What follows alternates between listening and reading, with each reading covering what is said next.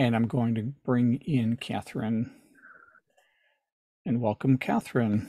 Hi. And turn it over to you. Okay. I have some notes to the side here. So if you see me looking up or down, that's because I'm looking at my notes. So hello, everyone. I know one of you, I think. I know Troy, but I know Anne. And welcome to the introductory presentation to the 6-week creative workshop called Ourselves and Who We Are, Creating Recipe Memories for Our Children, Grandchildren, Children, and Selves. My name is Catherine Weir, and I run a loss, grief, and bereavement counseling business under my business name of It Just Happens. This is a 2-hour presentation, and Q&A will follow afterwards. I've just lost my screen. There it is back. The first part will answer all the 5 W's and H's and address what the 6-week workshop's about. The second will be, and it also will include how do you sign up, and any other details. And finally, it'll include a question and answer period. The question and answer period is not taped. So you can say whatever you want or do whatever you want, and that's fine there. Okay, so the 6-week creative workshop is hosted by Awakening Spirituality, an organization I have been blessed to and hooking up with over the last year. Awakening Spirituality has hosted an introduction to my business presentations in May 2022. And then from there, I did presentations on loss, death, and bereavement from September 22 to March of this year. It was through this collaboration and in response to participants' interest that I decided to offer a creative workshop on creating memories by using art therapy practices. So while 2 hours has been set aside for today, I don't even think it's going to take 2 hours, but it depends on the Q&A. My part's about half an hour or maybe more. So let's start, okay? So to begin with, I mentioned that it's taped, and it'll be posted on the Awakening Spirituality YouTube site so that you can view it afterwards. The reason it's on this site is because this presentation in particular is open to anyone. So somebody might not show up today, but they still want interest in the workshop that starts next week, because the workshop itself is closed to a group, just to the people who sign up. I ask that you save any questions till the end, although as Troy said, you can post them in the Q&A. And most of your questions might be answered in the what I present anyway. So this is, as I said, only an introduction. In my business, I only do 6 10-week workshops. This is a 6. So for me to condense that 10-week workshop, I had to, whatever I might deal with in weeks 1 and 2, I had to put it into an introductory one so that we would get all the stuff that might be at the beginning of a longer workshop into a shorter one. In this introduction, I'll show you how the workshop will run, what you can accomplish during the workshop, the value of community in the workshop process, and what materials you need to complete the task. To be clear, this is an international forum, and this afternoon's presentation is open to anyone. So to join, anyone interested in participating in the 6-week workshop must sign up and agree to take part in all 6 weeks. So not this one, but the next 6 weeks coming up. If you sign up for it, we would want you present for all the 6. This is because, for a couple of reasons. One, you're sharing things with people, and there's an expectation of confidentiality. The other thing, too, is that we're building a community, and you can't build a community if people come in, come out, come in. So people aren't allowed in after the first 10 minutes of the first workshop unless you have signed up. And even then we would, if you haven't signed up and say you got thrown out, you would be let back in. But if you hadn't been in there within the first 10 minutes, somewhere around there, and you'd signed up, maybe we'd let you in. But much past that, no, because we've already started to establish what the community is. We need to establish confidence and safety among strangers throughout this whole process. So as I mentioned, it's a closed group. Once you're in, the group is sealed. Please note, and I wanted to mention this to you, you're going to, Troy is going to put up a contact and list and all the details that you need to have. Some of these documents I'm telling you today, I advise you to not only look at them while we're talking about them, but to download them too, or to at least download my email address so that if something goes wrong, you can get a hold of me. Is my email? Oh, somebody's done something weird here. See if I can do it. Okay. Type message here. I'm just going to put in, it's not letting me. Okay, I'll do it in a bit. It's not letting me put in my email address for some reason. Okay, I'll put it in at some point. Don't worry about that. So you'll need this sign up, this awakening spirituality, and it just happens form. If you want to get more information between now and then. Oh, there goes my camera again.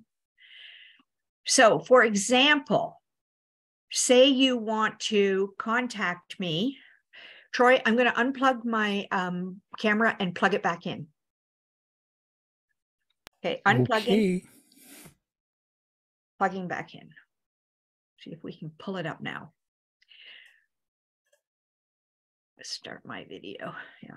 Anyway, so you have to go on Awakening Spirituality to sign up, but if you want information about the workshop, you need to talk to me, and they can pass you on to me if they need to.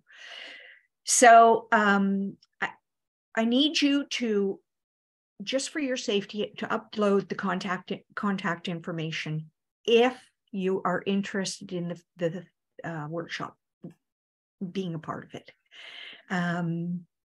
And please know that all of the parts of this workshop from my end are free, and from Awakening Spirituality. So everything's free here on Zoom. All my information, whatever, you can contact me, even if it would technically be considered business to me, all of it's free through Awakening Spirituality. Now, the next thing I would like you to take a look at, if you can get it, or Troy could do a split screen if he wanted to, there are a list of 5 W's and H's that I want to talk to. So if you have the availability on your screen, then you can look at these and see these questions, because these are the ones I'll answer. If you want to print it out, you can print it and write on it. So here's the questions I'm going to answer. Who can participate? Where does the workshop take place? When does the workshop take place? Who is Catherine? That would be me.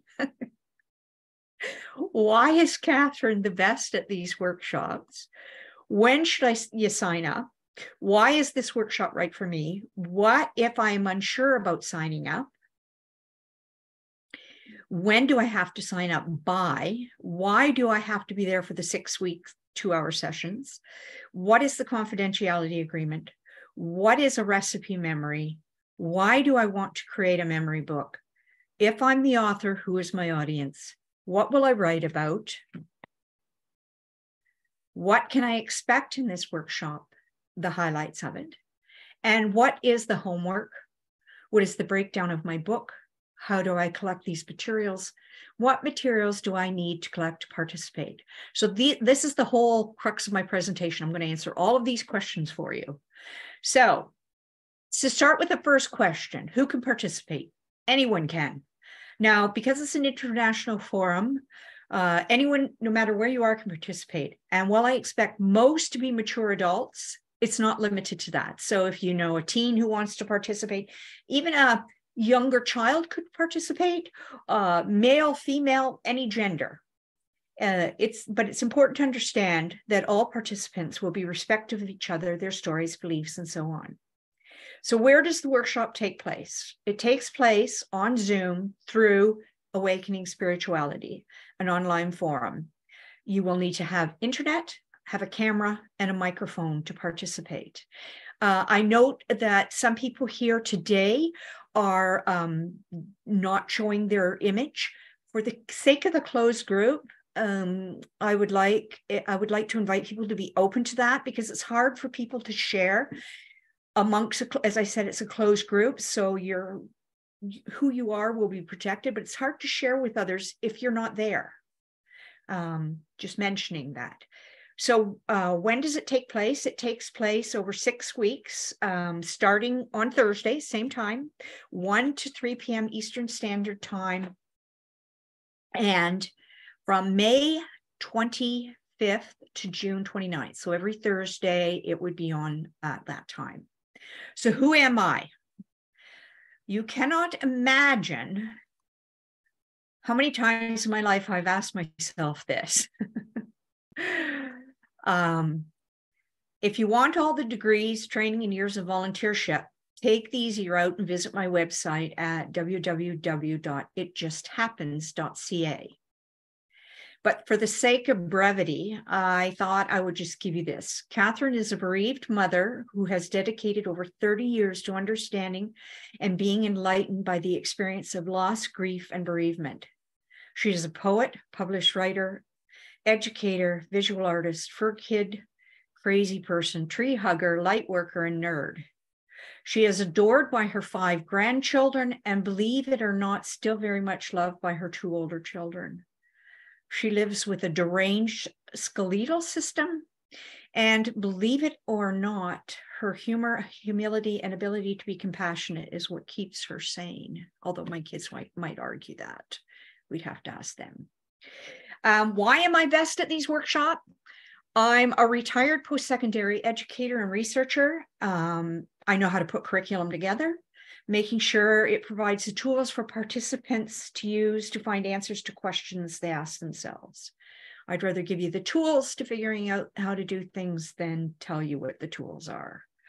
As a 25-year volunteer in education, community, and hospice, I know how to bring people of like-minded interests together and create a healthy community with all participants. Finally, as a creative writer and visual artist, as well as working with art therapy practices, I have the knowledge and experience to guide participants in their journeys to heal and grow through listening, sharing, and creative practices. When should you sign up? Well, you have until 1 p.m. on May 25th to sign up and sign in. So that's cutting it close, but you have right until the last moment. But we ask that you come in, if you can, 10 minutes early to work out any technical glitches. And also, as I said, we'll give 10 minutes after the hour for those who have signed up to join in. So the question you might ask yourself is why this workshop is right for you. Well, plainly, here are the many reasons. Are you a creative person who likes to work in different mediums to put a story together? Have you thought about leaving something to your children or grandchildren to remember you by? Have you got stories to tell that need to be recorded for you and maybe to pass on to someone else? Well, awakening spirituality is a spiritual form. How you view your own spirituality is important to your health and well-being. There's no judgment or expectations of your spiritual journey in this series. But part of the memory creation includes discovering your spirit and spirituality throughout this process. With the pandemic, the world did too good of a job of shutting down. And for many of us, we shut down to the point that we now find ourselves lonely and still afraid to go out in groups of people. That would be me. This workshop keeps you safe, but opens the doors for you to meet people and grow your connection to others. If you like personal growth, this is the place to be. If you want some fun, laughter, and a place to shed tears, a place to learn more skills and teach others yours, this is the place to be. If you want your memories recorded, then please sign up. What if I'm unsure about signing up? That's the next question. Well, the cool thing is you have time to decide. You can review this recording and show it to others and see if they want to sign up with you. Sometimes it's better if you have a friend along, or ask questions in the Q&A, and I'll see what I can answer for you. There's also, things keep popping up on my screen. There's also just time. You might have an idea, you might look at things and think, oh, that sounds interesting, I'd be interested in that, but then you might not.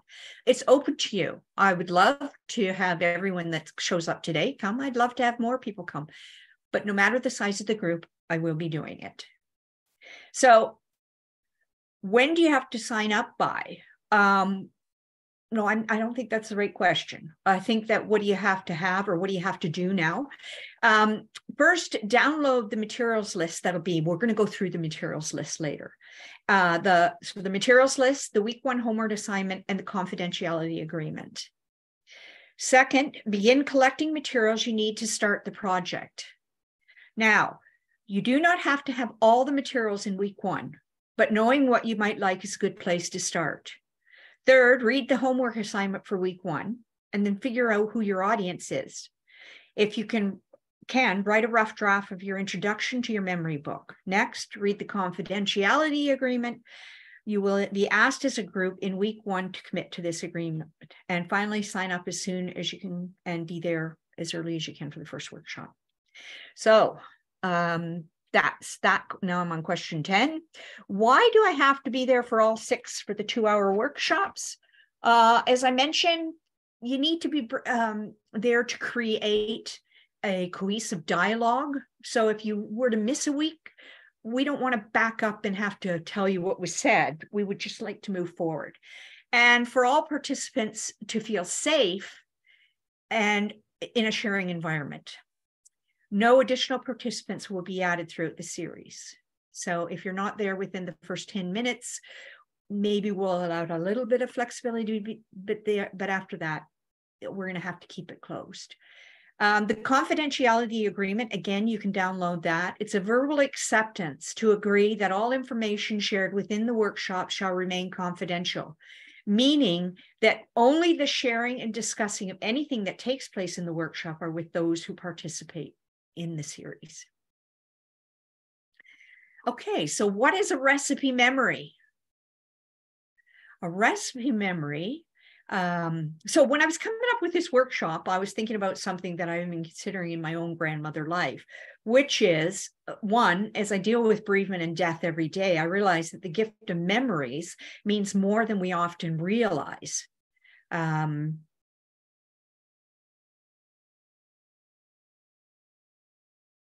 Okay, somehow I'm just a tiny screen now. Am I still on? We see you. Okay, good. I can't see the whole screen for some reason. Okay, so here I started thinking about creating memories. So because memories, I recognize in grief and bereavement, are just as important as what's happening in the now. Your memory of the person that you have lost is just as important in that moment as being with them in that moment. And this is the little light bulb that went off in my head. So then I started thinking about creating a book of memories. And because I always like to stretch the creative juices of the brain and heart and soul, I came up with this idea of recipe memories. And recipe memories, so every chapter in our book will have a recipe.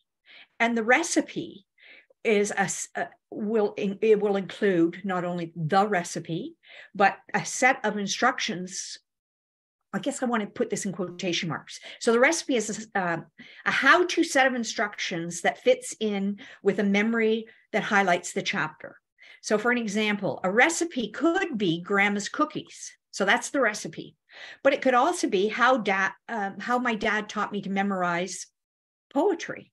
So see, that's not necessarily a recipe you think of.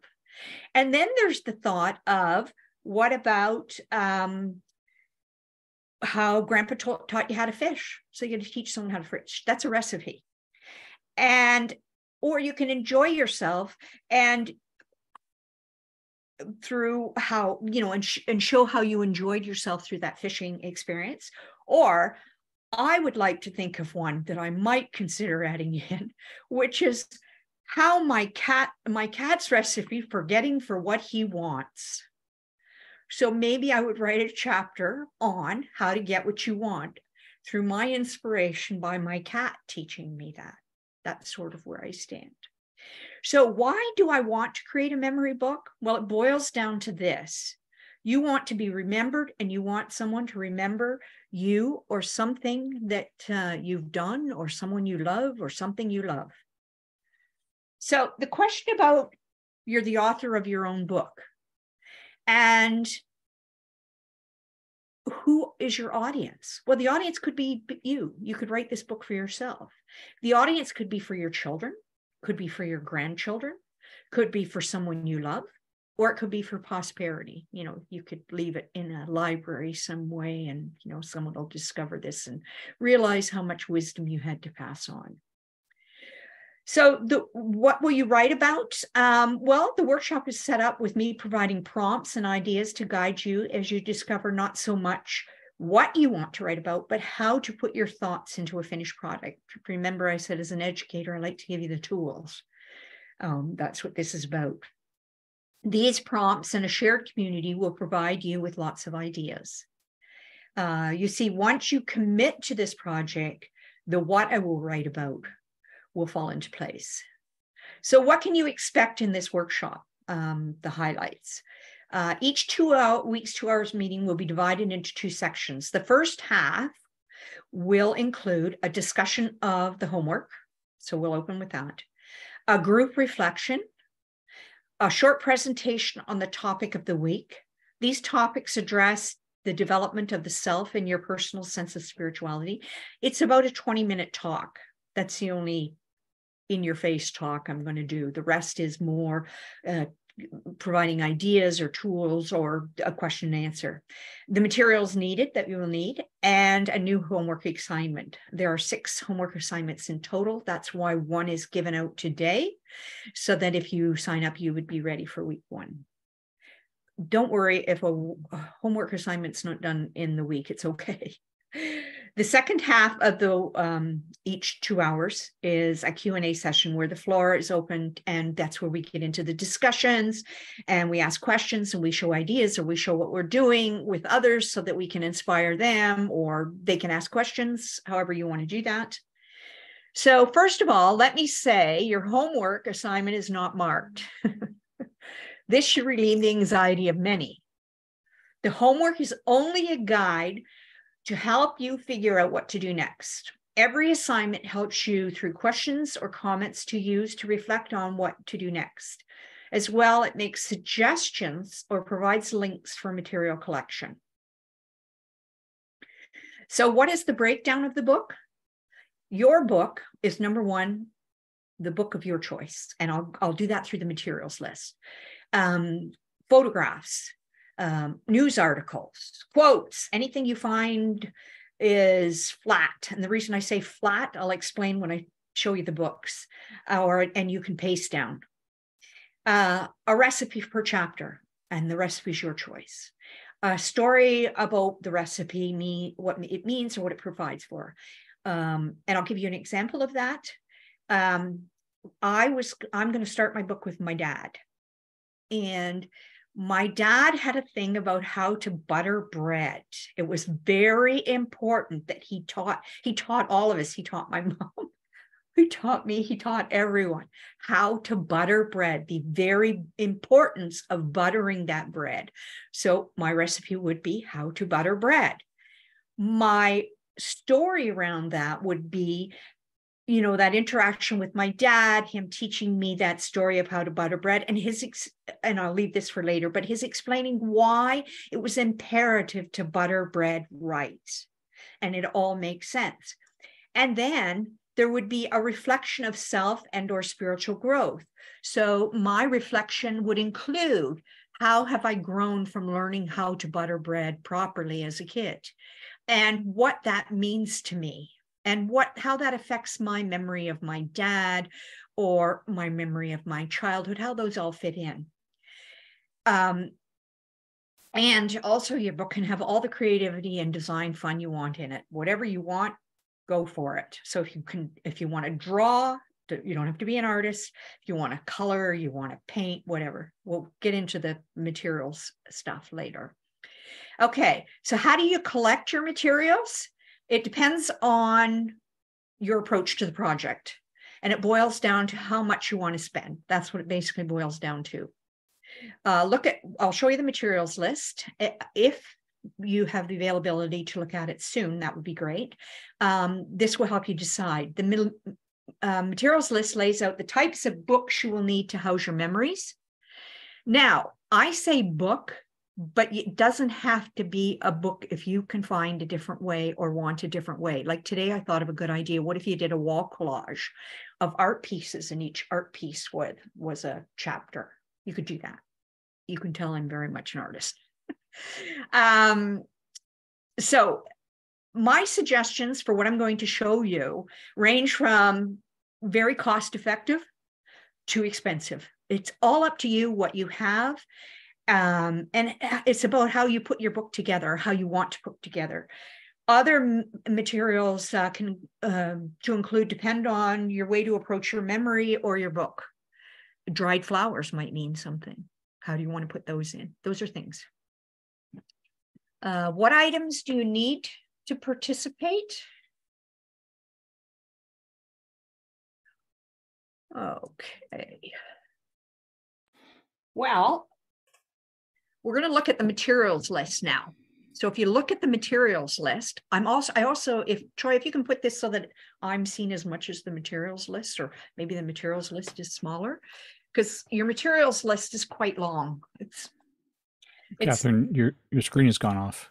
Oh, for heaven's sake. I'm going to unplug and replug. Okay, plug back in. Why it keeps doing this?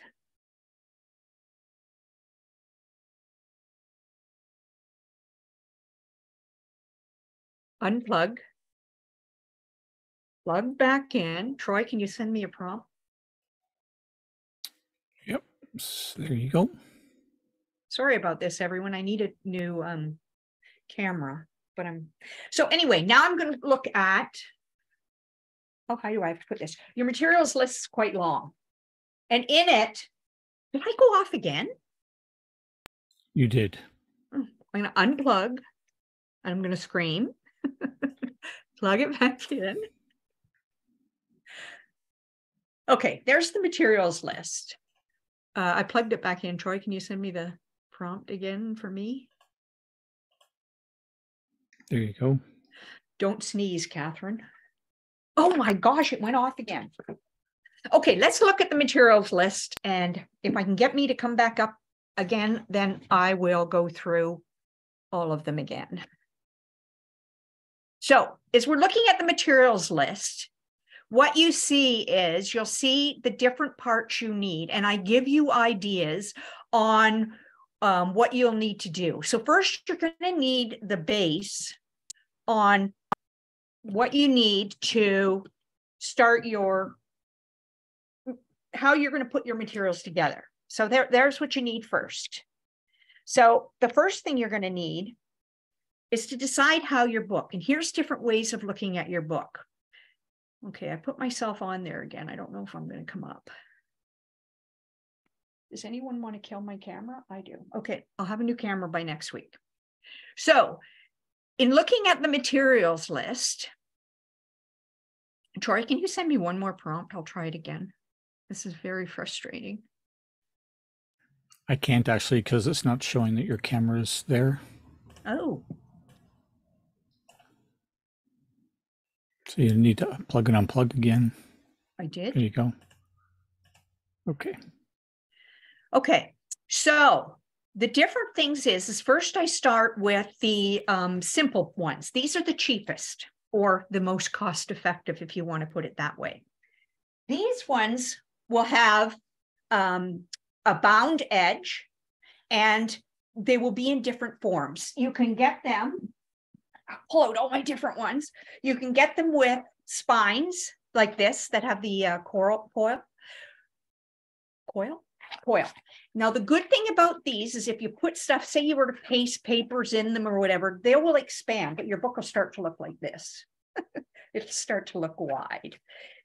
There are different types. These you can get at the dollar store or a discount store of some sort. Then there's the ones that have the bound back.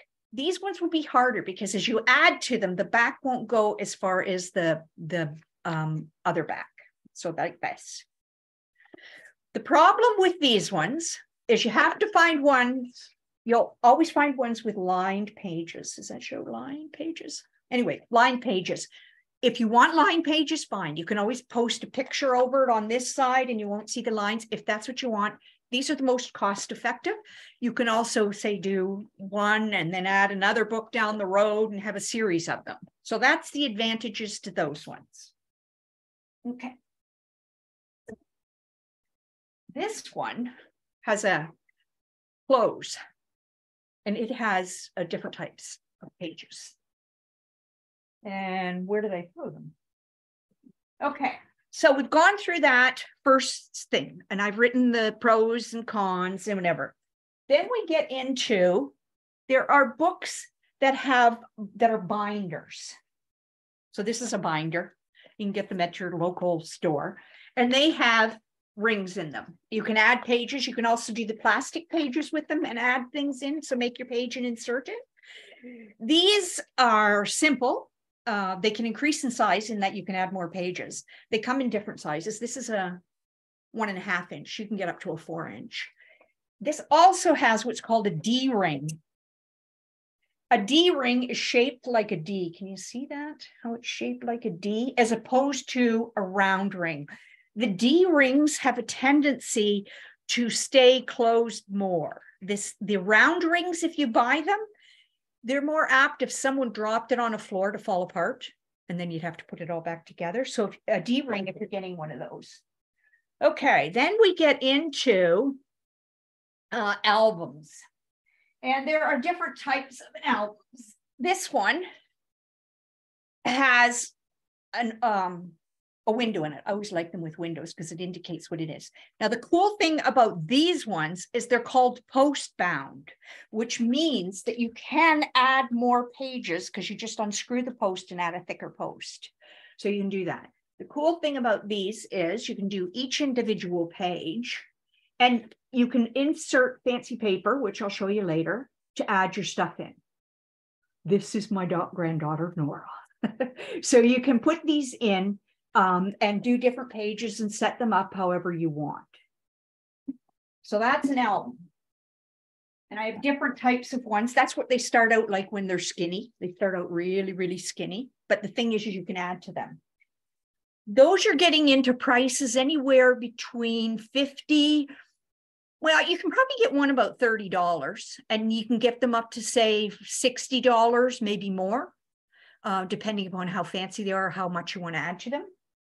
Oh, and here was the one I wanted to show you from before. This is the magnet strips or the magnet page. I don't know if you remember these from when we were young. You could still get them, and you rip and put your stuff behind this, and then you seal it back up. These are also limited in size as far as how wide you can get them. You can only have the pages you have there. The disadvantage of these is, I don't have my example here. If, say, you were to put a newspaper clipping in, I don't know if I have a newspaper clipping in this one. If you were to, yeah, there's a newspaper clipping in them. So if you were to put over time, luckily this is a black background, but over time, what happens with the newspaper clipping is that it bleeds into, like, the gumming stuff on these pages comes through this and it bleaches out the picture. So these are fairly cost effective to $10 maybe. Okay. Then you can get into the leather books. This leather book is a smaller one. And it also has lined pages. Can't see that. It also has lined pages. It's a nice size. It's a nice feeling. Feels classy. You can do that. Again, it's a sealed, it's a bound edge. So you don't have much work for extending it. This is mine. This is what you call a grimoire, or they're also leather album things. A grimoire is a Wiccan word to mean a recipe book. So they would put their spells in there. It doesn't mean that it's a spell book. It just means that it's a recipe. So this one, it's set. So and it's leather. And I had the word engraved in it, wisdom, because I plan on only making one of these. I don't know how I'm going to give this to my grandchildren, but I plan on making one. And this has set pages in it. These are linen pages. Now, this one is quite expensive. This one, when you get into grimoires and stuff like that, and leather ones like this, you're going to look anywhere between, depending, and this is also an 8 by 11. You can get them smaller. You can get smaller ones. But if you get into these, then what's going to happen is you're going to have to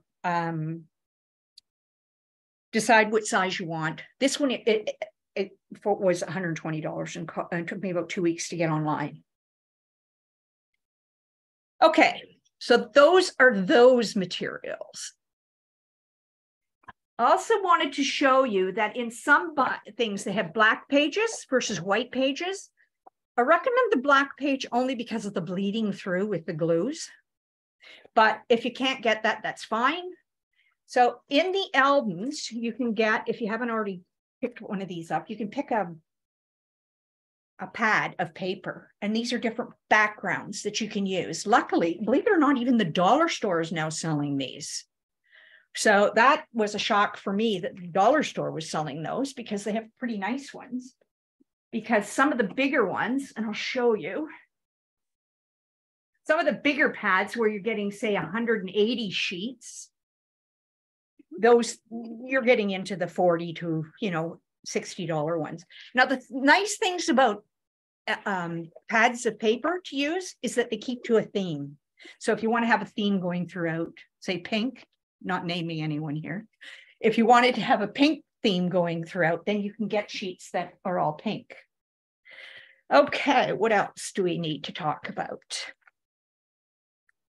Oh, the inside pages, I mentioned about black. The other thing you want to consider is what type of paper does it have? Does it have an everyday white paper? Does it have craft paper? Does it have linen or aged paper? Or does it have lined paper?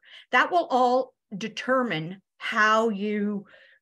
which book you choose. The reason I'm mentioning the quality of the paper is for different things. Glue sticking to it, the bleeding of writing utensils, and the look. Certain ones will have a more classy look.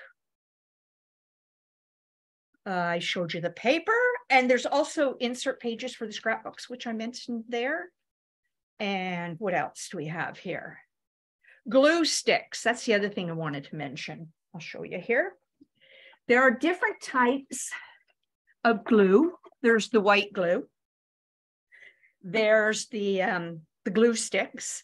There's also tape, and there's little corners, which I can't find mine right now. Little corners you put on pictures. Think of old albums. They had little corners on them. The white glue, I'm not a high recommender of this one. The only reason because I don't know even if you've done kids projects, it ripples the paper. So you might want to stay with that. Best thing are glue sticks. Absolute best are glue sticks. Do not get colored glue sticks because it will show. Hi. And tape, there are different types of tapes. There's the see-through tape, and then there's the not see-through tape. Go with the see-through tape because the other one will show on your page, and you don't really want to see that. And there's also double-sided tape, which I don't have here, but double-sided tape is great, and you can buy it at discount stores like dollar stores, stuff like that. That's a good one for putting in pictures. Writing implements. Okay. Writing implements include, you can go with markers, plain old markers. If you have paper that bleeds, make sure your marker is not a bleeder. That's why I say the paper is very, very important. These are also called paint pens. These ones here are paint pens. They're called liquid chalk markers. That one's got its lid on really crooked. Guess that one's dead. But these are great when they fly through the air. These are great things to use. So, and they give it a little more classy. Watch the tip size, because the tip size will help you determine, you know, how wide your font or whatever is going to be. One of my favorite pens, absolute favorite pens, is a Micron. I don't know who they're made by. Archival ink. It's an artist pen, Pigma Micron, this pen here. And they have the tiniest tips, teeny tiny tips. You can use them for drawing, but also they don't bleed, and they make a really nice writing. Well, there's pencil crayons. If you're going to get pencil crayons, get a higher quality of pencil crayon. Don't get the cheap ones, just because they do make a difference. Rulers, metal ruler. I have a little metal ruler too. Metal rulers are the best because you don't have to worry about notches in them. They also hold things more still. So if you're using, say, an X-Acto knife along it to cut something out, it helps. This I didn't put on the list. This is called a brayer. B-R-A-Y-E-R. It's a speedball brayer. If you're putting something down that has glue on it and you run this over it, like a photograph or whatever, just make sure it's clean. It just washes with soap and water. Run it over. It'll make sure it's flat and everything's even underneath it. That's a brayer. Or say if you did, oh, there I go again. I touched the bloody thing. Okay. The other thing too is, if you have a calligraphy set and you want to do calligraphy, the thing about using open, what's the word I want? The thing about using open inks, like say you used a gel pen or one with ink. The thing about those you have to be careful about is, do they bleed? And it's the paper. That craft paper I showed you in my expensive book does not bleed. So if I were to use calligraphy in that, it wouldn't bleed. And what was the other thing? Oh, finally, things you can use are stickers. You get all sorts. You can get the raised ones. These ones are raised, so they're a little high off the page. And that's where I'm talking about the importance of what happens in the book. If you stick these things down, it's going to make it wider. So there's all sorts of raised ones. There's another one I wanted to mention. You can get these books that have like little sayings in them. I don't know if we can see that. Little sayings in them. And you can put those in if you want, just to fancy up your book. You don't have to. You can do it all by hand if you want, like all writing and everything. Pair of tweezers always helps. Scissors, good scissors. Anyway, that is all of that. So before you leave, if you haven't already, either take my email. Let's see if I can get it in there. Okay. For some reason, ATHERINEAWER, gmail.com. Enter, see if it went in. Ah, there's my email. So you can take my email or just download some of the sheets that I've said and start on those. Look at your homework, look at that. If you need any questions, ask me. So that concludes this talk. And if you want to ask any questions, feel free to. So Todd, we can